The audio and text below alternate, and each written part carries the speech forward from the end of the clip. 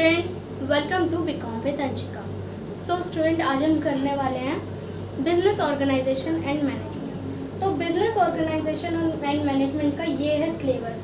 ये 5 यूनिट है जो हमको पढ़नी है। Introduction, business enterprises, business environment, entrepreneurship, founding of business, contemporary issues of business. अब जो यूनिट 1 है ना, यूनिट 1 में 2 चैप्टर है। यूनिट 1 में 2 चैप्टर है। यूनिट 2 में भी 2 चैप्टर है। यूनिट 2 में भी 2 चैप्टर पढ़ने हैं हमको। और यूनिट 3 में 1 चैप्टर है। यूनिट 4 में भी 2 चैप्टर है।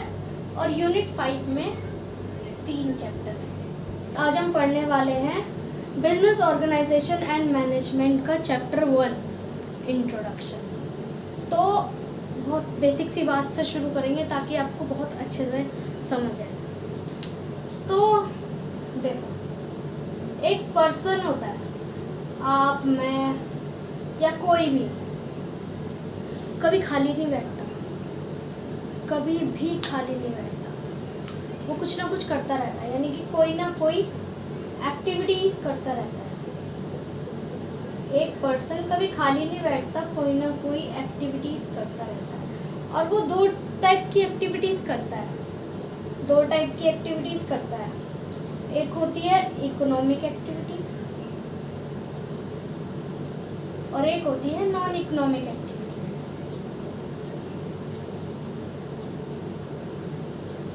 अब जो इकोनॉमिक एक्टिविटीज है ना, इकोनॉमिक एक्टिविटीज वो होती है जो पैसा अर्न करती है, यानी कि कोई भी बिजनेस या वगैरह जो हेल्प करे पैसा अर्न करने में। इकोनॉमिक एक्टिविटीज में इंसान पैसा अर्न करता है, मनी अर्न करता है। और नॉन इकोनॉमिक एक्टिविटीज में कोई मनी नहीं होता।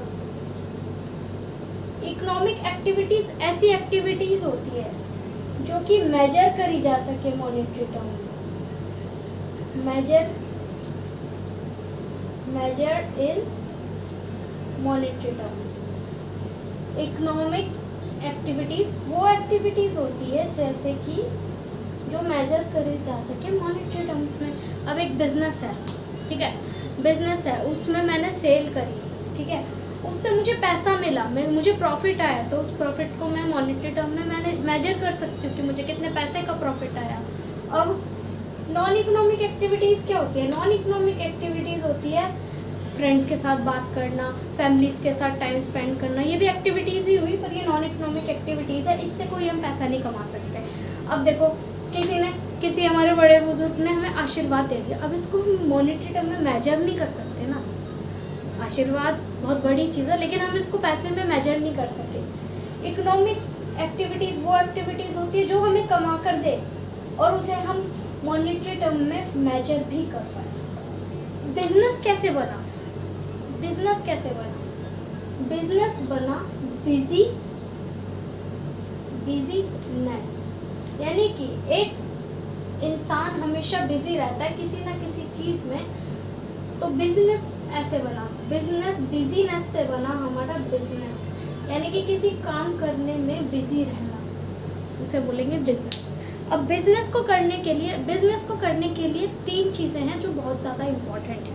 अब वो मैंने बताया,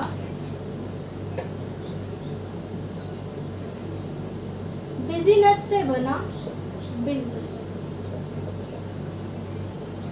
अब बिजनेस करने के लिए 3 चीज़ें इम्पोर्टेंट है। क्या है वो 3 चीज़ें?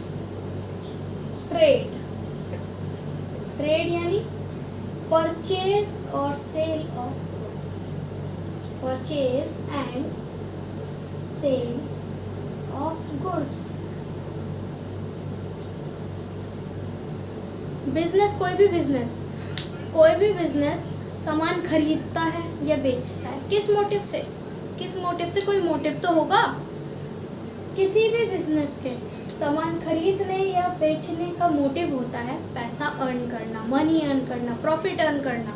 अब कोई भी बिजनेस गुड्स खरीद रहा है, फिर उसको बेच रहा है, उसके बेचने से उसको पैसा आएगा, मनी आएगी, प्रॉफिट अर्न करेगा वो, तो यही होता है ट्रेड। अब ट्रेड करने के लिए क्या लगता है? कॉमर्स, कॉमर्स क्या होता है? कॉमर्स कह सकते हैं हम ट्रांसपोर्टेशन को, ट्रांसपोर्टेशन, किसी भी चीज़ को एक जगह से दूसरी जगह पहुंचाने को ट्रांसपोर्टेशन कहते हैं। जैसे कि इंटरनेट मान लो, इंटरनेट भी कॉमर्स में आता है। और कम्युनिकेशन मान लो,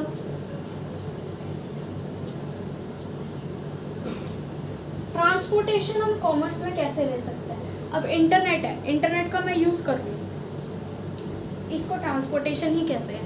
अब मैं यहाँ वीडियो बना रही हूँ, आप लोग मेरी वीडियो देख रहे हो, तो ये ट्रांसपोर्टेशन हुआ, ट्रांसपोर्टेशन हुआ। मैं अपने घर से वीडियो बना रही हूँ और आप अपने घर पे बैठ के देख रहे हो मेरी वीडियो, किसके थ्रू? इंटरनेट के थ्रू। तो ये हुआ ट्रांसपोर्टेशन। ट्रेड को पूरा करने में कॉमर्स हेल्प करता है, ट्रेड को पूरा करने में कॉमर्स हेल्प करता है, ठीक है। और लास्ट पॉइंट, बिजनेस को समझने के लिए 3 चीज़ें हैं जो हमें समझनी होगी। लास्ट पॉइंट है इंडस्ट्री।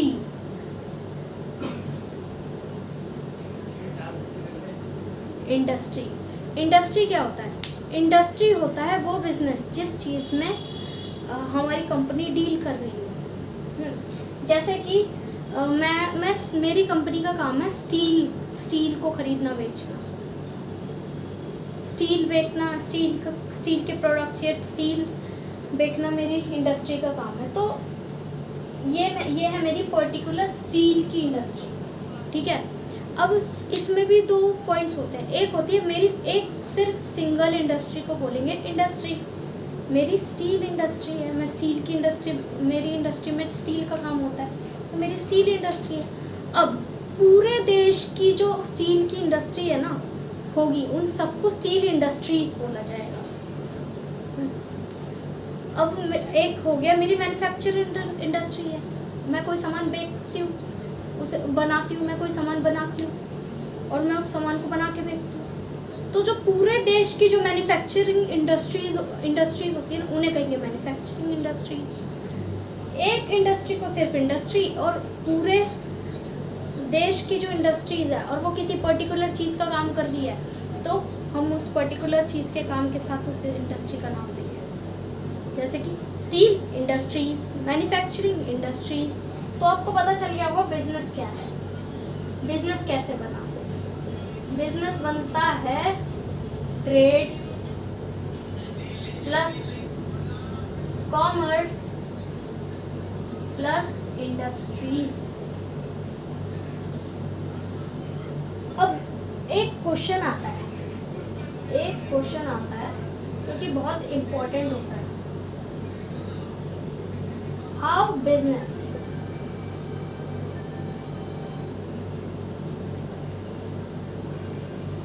differ from profession?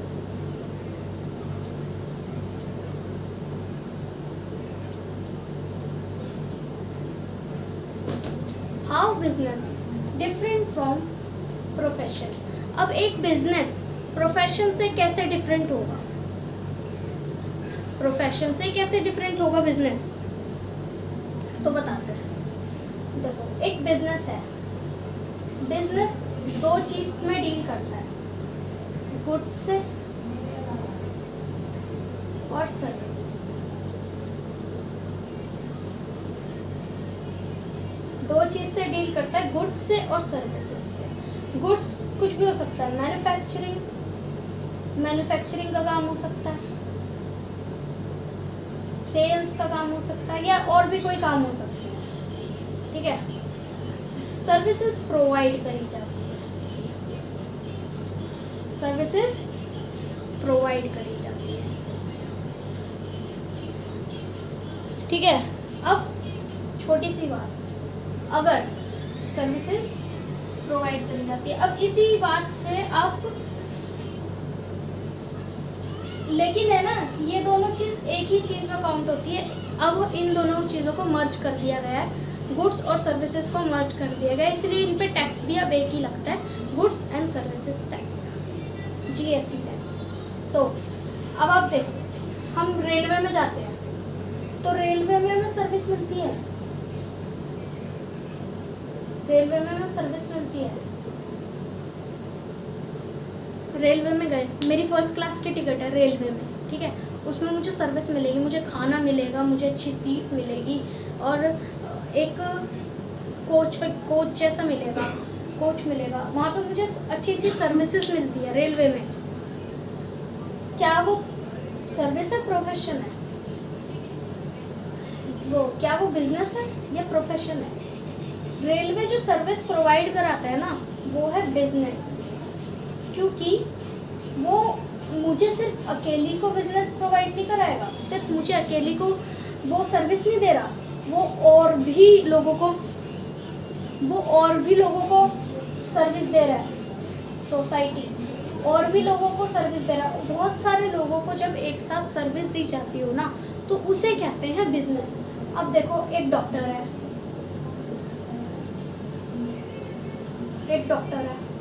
वो मुझे सर्विस दे रहा है, डॉक्टर मुझे सर्विस दे रहा है, मैंने डॉक्टर की फ़ी पे करी है, मैं डॉक्टर के पास गई हूँ कंसल्टेंसी के लिए, तो मुझे कंसल्ट कर रहा है, वो मुझे सिंगल 1-to-1 जो बात होती है ना, 1-to-1 होता है, इंटरैक्शन 1-to-1 होता है, तो इसको कहते हैं प्रोफेशन। एक डॉक्टर मुझे सर्विस दे रहा है, एक सीए मुझे सर्विस दे रहा है, या फिर एक इंजीनियर मुझे सर्विस दे रहा है, तो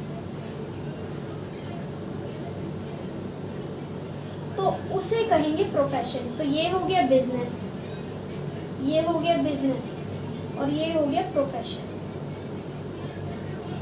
ठीक है।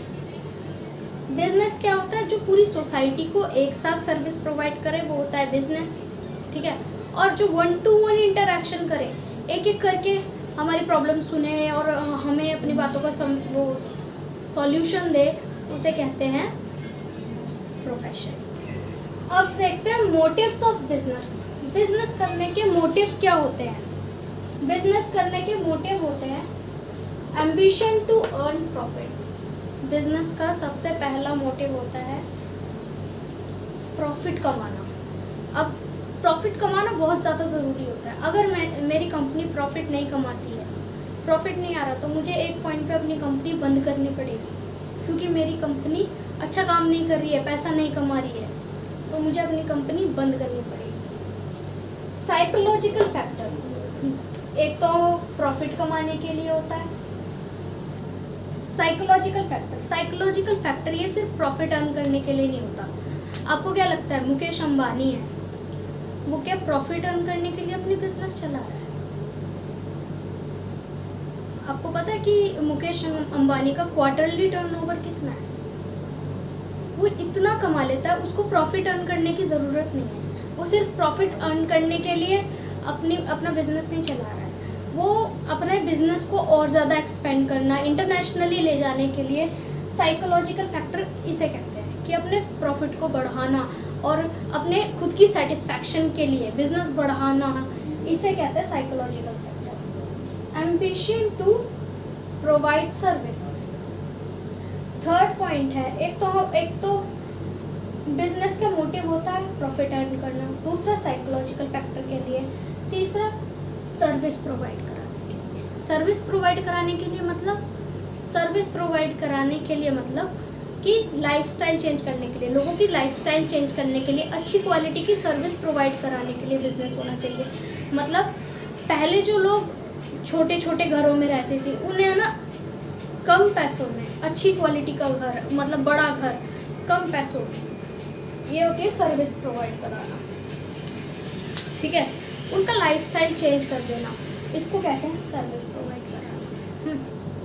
क्या बिजनेसमैन्स और एंटरप्रेन्योर्स ये दोनों सेम हैं? बहुत लोगों को लगता है कि बिजनेसमैन्स और एंटरप्रेन्योर्स सेम होते हैं, लेकिन ऐसा नहीं है। बिजनेसमैन अलग होते हैं, एंटरप्रेन्योर्स अलग होते हैं। बिजनेसमैन्स वो होते हैं जो ओल्ड आइडियाज़ के ऊपर काम करते हैं, पुराने आइडियाज़ को ही, उन्हीं पर अपना बिजनेस चला रहे हैं और उन्हीं पर ही प्रॉफिट अर्न कर रहे हैं, उन्हीं पर ही आगे काम कर रहे हैं अपना। लेकिन एंटरप्रेन्योर्स वो होते हैं जो न्यू आइडियाज़ लेकर आते हैं और वो आइडियाज़ चल जाते हैं और आगे जाके बड़ी बड़ी कंपनीज में बदल जाते हैं। तो बिजनेसमैन कौन होते हैं? जो ओल्ड आइडिया के साथ काम कर रहे हैं। और एंटरप्रेन्योर्स वो होते हैं जो न्यू आइडिया के साथ काम करते हैं, जैसे कि एलन मास्क, ठीक है। और बिजनेसमैन जो होते हैं ना, वो मार्केट प्लेयर्स होते हैं, ये मार्केट के साथ खेलते हैं। बिजनेसमैन मार्केट प्लेयर होते हैं, लेकिन जो एंटरप्रेन्योर्स होते हैं ना, ये मार्केट लीडर होते हैं, ये मार्केट को चलाते हैं। तो फीचर्स ऑफ बिजनेस का क्या होता है? फीचर्स ऑफ बिजनेस, ये फीचर्स होते हैं dealing in goods and services. Goods and services में डील करना, ये बहुत इंपॉर्टेंट होता है। या तो आप सामान बेचो या कोई सर्विस प्रोवाइड करो, ये कंपनी के लिए बहुत ज़रूरत होता है, तभी कंपनी आगे चलती है। कंपनी में दो ही काम होते हैं, या तो वो कोई सर्विस प्रोवाइड करती है। बिजनेस में दो ही काम होते हैं, बिजनेस या तो कोई सर्विस प्रोवाइड करता है या फिर वो सामान बेचता है। बिजनेस क्या हुआ? Dealing in goods and services. ये अब इसमें दो चीज़ होती है, दो टाइप के गुड्स होते हैं। एक तो होता है कंज्यूमेबल गुड्स, कंज्यूमेबल गुड्स, और दूसरा होता है कैपिटल गुड्स। और दूसरा एक तो होता है कंज्यूमेबल गुड्स और दूसरा होता है कैपिटल गुड्स। अच्छे से समझना, कंज्यूमेबल गुड्स क्या होता है? कंज्यूमेबल गुड्स वो होते हैं जो हम पर्सनल यूज़ के लिए, जो हम पर्सनल यूज़ करते हैं, उसे कहते हैं कंज्यूमेबल गुड। अब हम मार्केट गए, एक पैकेट नमकीन खरीदा, उसको खा लिया, ठीक है, ये हो गए कंज्यूमेबल गुड्स, ठीक है। कैपिटल गुड्स क्या हुआ? कैपिटल गुड्स क्या हुआ? कैपिटल गुड्स क्या हुआ कि एक कंपनी ने आलू खरीदे, पोटैटो, एक कंपनी ने आलू खरीदे, हाँ, उसकी चिप्स बनाई और उसे सेल कर दिया। ये होते हैं कंज्यूमेबल गुड्स, जो हम गुड्स खरीदे आगे बेचने के लिए, उससे हम प्रॉफिट अर्न करेंगे। सेल करने से क्या हुआ? हमने प्रॉफिट अर्न किया, ठीक है। एक कंपनी ने आलू खरीदे, उसकी चिप्स बनाई, उसे चिप्स बनाकर बेच दी और उससे क्या हुआ? हमें प्रॉफिट आया, कंपनी बढ़ी आगे, ठीक है। दो टाइप के गुड्स होते हैं, कंज्यूमेबल गुड्स और कैपिटल गुड्स। दूसरा है recurring nature of transaction. Recurring nature of transaction का क्या मतलब? अब देखो, कंपनी ने एक बार चिप्स बनाई, उसको बेच दी, उससे प्रॉफिट अर्न किया, तो अब क्या कंपनी बैठ जाएगी, कुछ काम नहीं करेगी?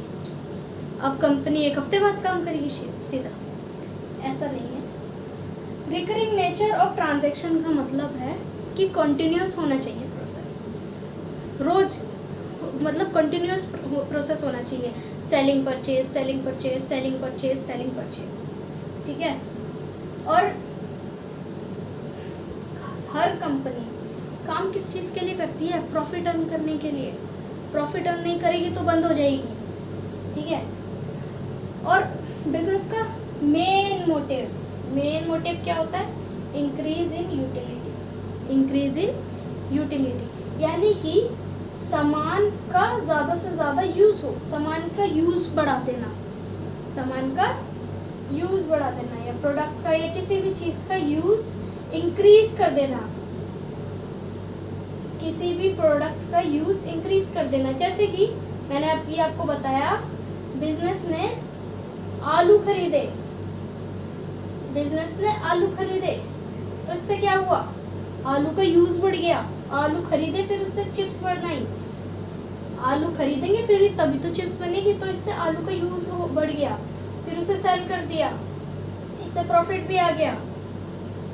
तो इससे क्या हुआ? बिजनेस ने आलू खरीदे, आलू खरीदना पड़ेगा ना, तो आलू का यूज़ बढ़ गया, ठीक है। यूटिलिटी का यूज़ बढ़ा देना, यूटिलिटी का यूज़ बढ़ा देना, ठीक है, या प्रोडक्ट का यूज़ बढ़ा देना।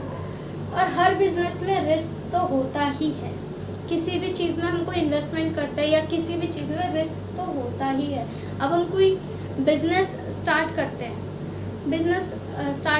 हम 1-2 साल देखते हैं बिजनेस नहीं चलता, तो है ना, बहुत से लोग निराश होकर बिजनेस बंद कर देते हैं। लेकिन पहले के 1-2 साल तो बिजनेस प्रॉफिट देता ही नहीं।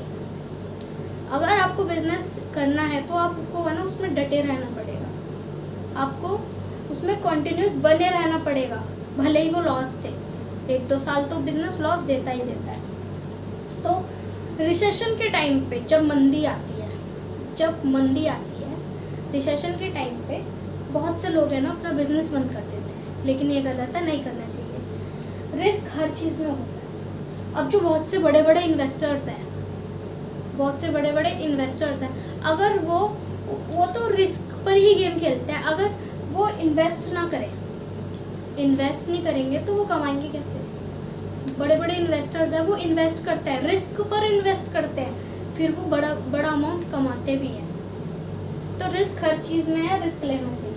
Qualities of successful businessman. एक सक्सेसफुल बिजनेसमैन में क्या क्वालिटीज होनी चाहिए? टाइम सेंस, मतलब एक बिजनेसमैन को टाइम का पक्का होना चाहिए। मतलब सही टाइम पे सही डिसीजन लेना। अगर आप टाइम टेबल से बंधे हो, सही टाइम पे सही डिसीजन लेना।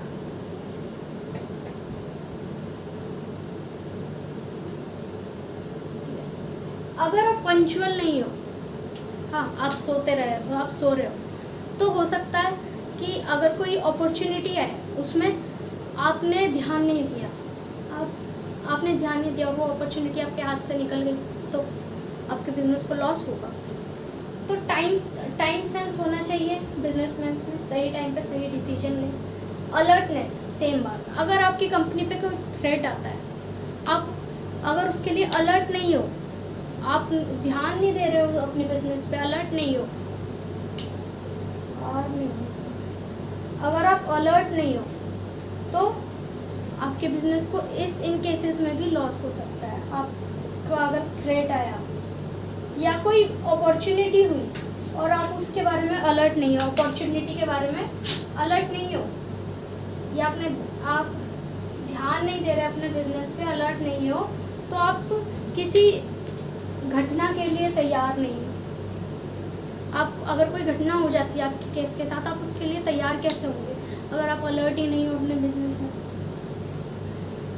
ऑनेस्टी, एक बिजनेसमैन को ऑनेस्ट होना बहुत ज़रूरी है। बहुत से बिजनेस है जो फ्रॉड पे चलते हैं, जैसे चिट फंड का बिजनेस, और भी बहुत सारे बिजनेस है जो फ्रॉड पे चलते तो हैं, काफ़ी ज़्यादा पैसा भी कमाते हैं, लेकिन ज़्यादा टाइम तक नहीं चलते। एक बिजनेसमैन के लिए ऑनेस्ट होना ज़रूरी है बहुत, ताकि उसका बिजनेस ज़्यादा टाइम तक लंबा चले। उसका बिजनेस, एक फ्रॉड बिजनेस कभी ज़्यादा लंबा चलता नहीं है। उनको एक पॉइंट पे अपना बिजनेस बंद करना पड़ता है, क्योंकि उनकी सच्चाई पता चल जाती है।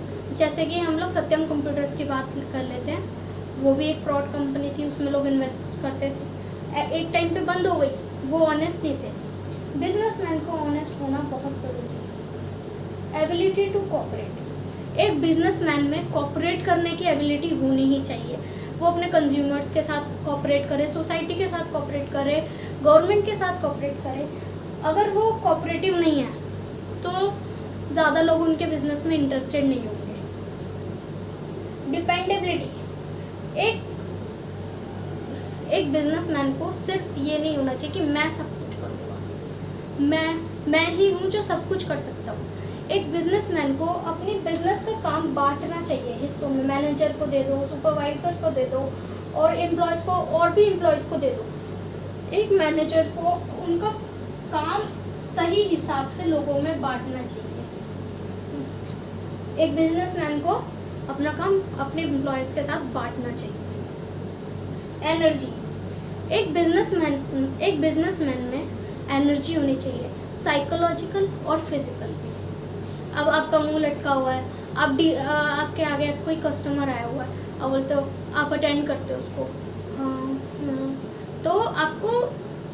तो सामने वाला कस्टमर बोलेगा लगता है आपकी तबीयत ठीक नहीं है, आप किसी और को बोल दो, आप किसी और को काम करने को बोल दो, आप क्यों कर रहे हो काम? तो एक बिजनेसमैन में काफ़ी ज़्यादा एनर्जी होनी चाहिए, वो अट्रैक्टिव होना चाहिए, ठीक है।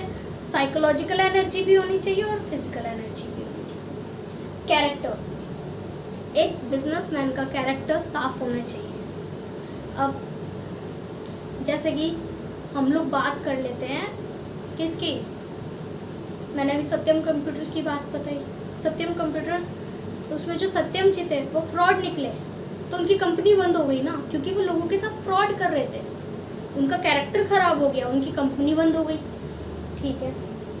एबिलिटी टू लीड, बिजनेसमैन में अपने एम्प्लॉयज़ को लीड करने की एबिलिटी होनी चाहिए। एक बिजनेसमैन का अपने एम्प्लॉयज़ के साथ अच्छा रिलेशन होना चाहिए, ताकि वो एम्प्लॉयज़ अपने एम्प्लॉयर की बात सुने। एजुकेशन एंड ट्रेनिंग, बिजनेसमैन को हमेशा अपने आप को एजुकेट करना चाहिए। एक बिजनेसमैन को हमेशा ये सोचना चाहिए कि मैं ज़्यादा ज्ञानी नहीं हूँ, मुझे और सीखना है, मैं और सीखूँगा, क्योंकि हमारा जो सिस्टम है ना वो चेंज हो रहा है, वो समय के साथ चेंज हो रहा है, एडवांस होता जा रहा है। तो एक बिजनेसमैन को अपने आप को समय के साथ चेंज करना पड़ेगा, एडवांस बनाना पड़ेगा। हर नई चीज़ के बारे में और हर नई टेक्नोलॉजी के बारे में बिजनेसमैन को सीखना चाहिए, एजुकेशन और ट्रेनिंग लेनी चाहिए। तो ये था हमारा पहला chapter, business organisation and management का। अगर आपको ये वीडियो अच्छी लगी हो और अगर आपको समझ आया हो कि मैंने क्या क्या पढ़ाया है, तो मेरे चैनल को सब्सक्राइब करें, वीडियो को लाइक करें और चैनल को ज़्यादा से ज़्यादा शेयर करें। And thanks for watching.